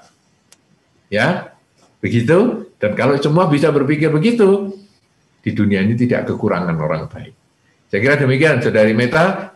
Silakan sekarang Saudara Margo, lanjut lagi. Baik, Bante. Kita masih punya waktu sekitar 7 menit. 2 pertanyaan terakhir ini, Bante. Oh. Ya, Oke. ini pertanyaan selanjutnya datang dari saudara Christian di Taipei. Pertanyaannya, bagaimana penjelasannya bertambahnya terus-menerus populasi manusia di muka bumi kalau berdasarkan konsep reinkarnasi? Mohon penjelasan dari Bante. Baik, dalam konsep Dharma sebetulnya bumi ini bukan hanya satu. Ya, bumi, kemudian planet-planetnya dan matahari itu bukan hanya satu, tapi lebih dari 1 miliar, jadi miliatan, Pak. Sehingga di bumi-bumi yang lain itu juga ada kemungkinan sebagai ada makhluknya. Sehingga ketika makhluk di bumi ini mati, bisa juga makhluk dari bumi yang lain terlahir di sini. Kemudian bumi kita sendiri ini terdiri dari 31 alam, ada surga dan lain sebagainya, sehingga makhluk dari surga yang mati bisa juga lahir di alam manusia dan lain sebagainya, sehingga manusia populasinya bisa bertambah karena bisa datang dari berbagai tempat, dari 31 alam yang ada di sini maupun yang lain. Ya, itu jawaban singkatnya. Begitu, Saudara Christian. Lanjut lagi, Saudara Margo. Baik, terima kasih Bante. Ini pertanyaan terakhir Bante. Datang dari saudari Yuvati di Jakarta. Kalau dalam kehidupan sekarang, kita hidup di lingkungan orang-orang yang membenci kita. Apakah itu adalah orang-orang yang sama di kehidupan lampau yang selalu berselisih dengan kita? Ya, ada kemungkinan karena kebencian dan cinta itu mendekatkan. Kalau kita cinta misalnya, Pangeran Siddhartha dengan Yasodhara, itu kan suami istri. 500 kelahiran dia suami istri. Kenapa? Karena cinta, dia selalu mendekatkan. Ya, 500 kelahiran itu yang diceritakan. Dia bisa lebih banyak lagi. Itu suami istri. Kemudian Pangeran Siddhartha dengan Dewa Data itu sudah musuhan. Itu juga banyak kehidupan sudah musuhan. Artinya cinta dan benci itu mencari. Anda buktikan begini, kalau Anda kebetulan di luar, Anda senang sama si A, maka ketika Anda mau duduk, Anda nyari dulu, si A duduk di mana? Oke, aku mau dekat sama dia. Jadi cinta itu mendekat. Tapi sebaliknya Anda benci sama si B, maka Anda ketika ke wihara, Anda nyari si B duduk di mana? Oh, si B duduk di sana. Oke, aku duduk di sebelah sini, jauh. Cinta dan benci selalu mencari. Demikian pula misalnya binatang. Anda senang dengan anjing, maka begitu Anda pulang rumah, yang dicari anjingnya itu. Anda benci dengan kacoa, maka ketika Anda pergi ke rumah orang, yang dicari adalah kacoannya dulu, dan seterusnya. Kalau sekarang di kehidupan ini misalnya, Anda kok ketemu dengan orang-orang yang membenci, ada kemungkinan dari kehidupan yang sebelumnya Anda juga sudah menanam kebencian sama si A, si B, si C itu. Dan sekarang dia menjadi orang tua Anda, jadi kakak Anda, jadi adik Anda, jadi tetangga Anda, jadi teman Anda, dan lain sebagainya. Lalu bagaimana sekarang kita mau mengatasi itu? Kebencian jangan diselesaikan dengan kebencian. Tapi kebencian itu hanya bisa selesai kalau kita mengembangkan cinta kasih. Jadi saya tidak suka sama dia, tapi dia kan kakak saya. Oke, sekarang setiap kali saya benci sama kakak saya itu, saya ganti dengan kalimat, semoga dia bahagia, semoga semua makhluk bahagia. Kita ulang kalimat itu sampai batin menjadi tenang. Saya nggak suka dengan dia, tapi dia itu kan ayah saya. Oke, semoga dengan kebajikan yang saya lakukan ini misalnya, atau semoga ayah saya bahagia, semoga semua makhluk bahagia, dan seterusnya. Sehingga satu ketika nanti, semoga dengan kebajikan yang saya lakukan sampai saat ini, saya tidak akan terlahir lagi, berkumpul dengan mereka lagi. Sehingga kelahiran ini menjadi kelahiran yang terakhir, saya berkumpul dengan orang-orang itu. Tapi kita mulai dengan tidak membenci dulu. Jadi kita memancarkan pikiran cinta kasih dulu kepada mereka, sehingga di kehidupan ini berhenti. Bahkan mungkin nanti tahu-tahu kita bisa aja pindah tempat, sehingga kita tidak berkumpul lagi. Misalnya itu orang tua kita, kakak kita, dan lain sebagainya, yang aduh kok lingkungan saya kok benci, isinya kebencian semua toh. Tapi kita pancarkan cinta kasih terus. Tahu-tahu nanti kita dapat pekerjaan, kemudian pekerjaan ini mewajibkan Anda untuk pindah keluar kota. Dan hasilnya Anda bahagia. Sekarang aku sudah bebas. Aku bisa kerja di sana, fokus. Dan kalau aku sekarang pulang ya paling imlekan atau apa. Ya ketemu baik-baik, selesai itu 2-3 hari saya pergi lagi. Itu bisa selesai. dengan cinta kasih. Kebencian hanya akan berakhir dengan cinta kasih. Ketika Anda merasa lingkungan Anda banyak kebencian, pancarkanlah cinta kasih. Karena mulai dari Anda nanti akan kembali ke Anda lagi.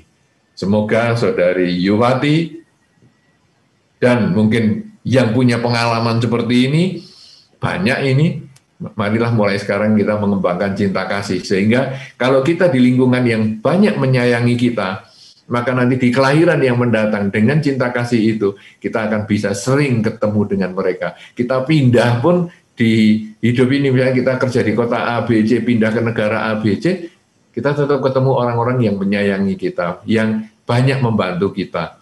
Tapi ketika kita banyak ketemu orang yang kita benci, jangan dibalas dengan kebencian. Tapi justru balaslah dengan minimal pikiran cinta kasih. Semoga dia bahagia, semoga semua makhluk bahagia, supaya nanti di kehidupan ini pun kita bisa terjauhkan dari mereka, dan mungkin kebencian itu akan berakhir di kehidupan ini juga, sehingga tidak berlanjut di kehidupan-kehidupan mendatang. Inilah yang bisa saya berikan jawaban ini. Mudah-mudahan bisa dimengerti oleh Saudari Yuwati maupun yang lain-lain. Semoga bermanfaat, dan saya kembalikan kepada Saudara Margo untuk melanjutkan yang lain-lain lagi, acara berikutnya. Terima kasih. Baik, terima kasih Bante atas jawaban, atas pertanyaan dari para pendengar dan pemirsa dari berbagai daerah. Dengan mendalami Buddha Dharma, terutama moralitas, dalam hal ini kita lebih memahami bagaimana cara kita dapat menerapkan moralitas dalam kehidupan kita sehari-hari. Ada beberapa poin penting yang saya rangkum dari keseluruhan Dharma Talk malam ini, bahwa dalam agama Buddha kita diharapkan untuk melatih kerelaan, moralitas, dan konsentrasi. Dalam hal moralitas, memahami tujuan pelaksanaan sila atau moralitas itu sendiri, yaitu untuk menambah karma baik, dan akhirnya kita akan mendapatkan kebahagiaan, baik itu berupa kesejahteraan atau ketentraman di dunia, kesempatan untuk lahir di alam surga, dan juga bahkan bisa mencapai kesucian. Dan selanjutnya, pengertian terhadap sila menjadi rambu-rambu yang penting bagi diri kita untuk tidak mengulangi kesalahan pelanggaran sila di masa mendatang. Dan perlu kebijaksanaan dalam pelaksanaan moralitas atau sila. Tetapi jika kita terpaksa melanggar salah satu sila, kita diupayakan untuk tetap menjaga sila-sila yang lain. Dan mari kita kokohkan tekad dan komitmen kita untuk tetap menjaga moralitas di era modern ini. Demikian Dharma Talk malam ini. Terima kasih atas kesediaan Bante untuk memberikan uraian Dharma kepada kami, seluruh panitia, para peserta, dan berbagai pihak yang telah mendukung acara ini. Selaku moderator, jika ada kekurangan dan kesalahan selama memandu acara ini, dengan setulus hati saya mohon maaf. Semoga jasa dan kebajikan yang telah kita pupuk membawa berkah kebahagiaan bagi kita semua.